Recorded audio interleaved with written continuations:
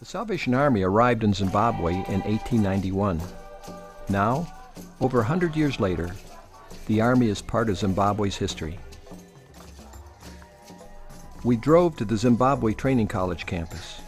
On our way, I was reminded of the influence of the Salvation Army here in Zimbabwe. The road we were driving on, the Golden Stair Highway, is named for the old Salvation Army song written by William Booth's daughter, Emma. I'm climbing up the Golden Stair to Glory. After arriving on the campus, I had an opportunity to sit down with the principal, Captain Mavis Humphreys.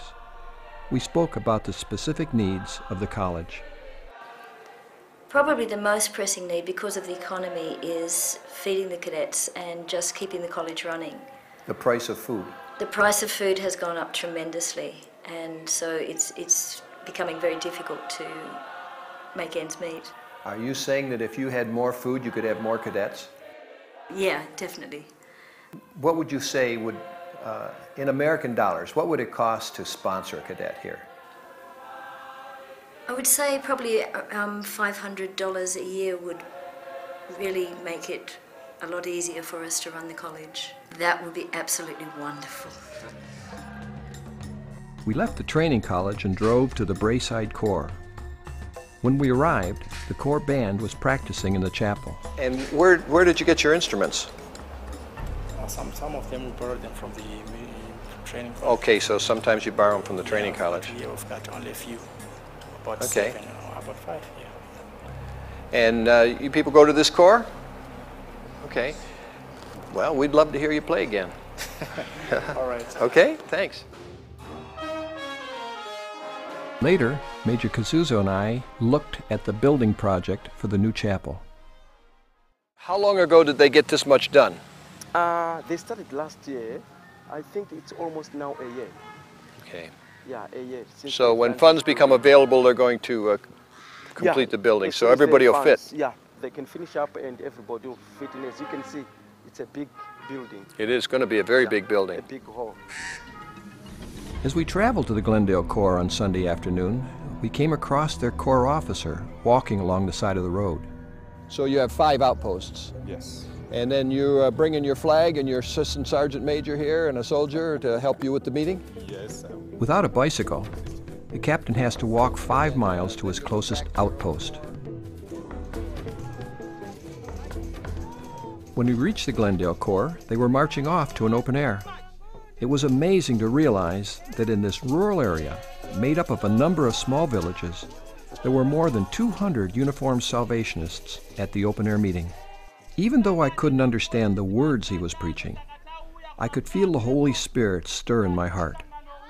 He ended his message by turning the drum over in the center of the ring as he made a plea for seekers.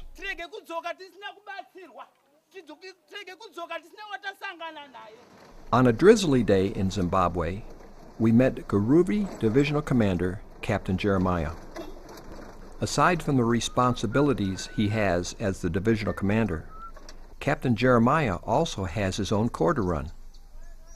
In 1996, they were in the process of building a new corps building.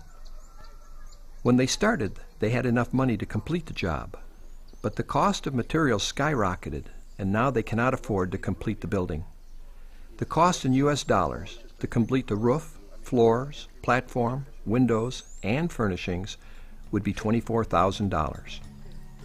I will never forget the look on the captain's face as we left. He looked me straight in the eye and said, "Don't forget us." He said it with such deep sincerity, I won't forget them. While Captain Jeremiah's corps has no roof, some corps we visited didn't even have the benefit of permanent walls. Newly commissioned officer Captain Dorika Talumbalumbo runs the Mchinji Corps. The Corps building is about 35 yards from her small house. It is a 12-foot by 36-foot structure made entirely out of poles and grass. Captain Talumbalumbo is hoping to get a sheet of plastic for the leaky roof to keep her congregation dry during the rain. Many orphans come to her corps for food. One, a 14-year-old girl who cares for 4 younger brothers and sisters, was forced to prostitute herself after they had not eaten for days. Now, the Army is providing their food. The captain has even planted a garden to help feed the people. A number of people gathered when they saw us. We met in the little church. I spoke and offered them an opportunity to ask Jesus to come into their hearts. During that altar call, more than 30 children knelt and prayed for salvation. My trip to our sister territories of Zimbabwe and Malawi confirms to me the global unity of the Salvation Army. The importance of the Army's influence in society is cementing faith and fulfilling our Christian mission. What faith and joy! What a blessing to me to see it firsthand.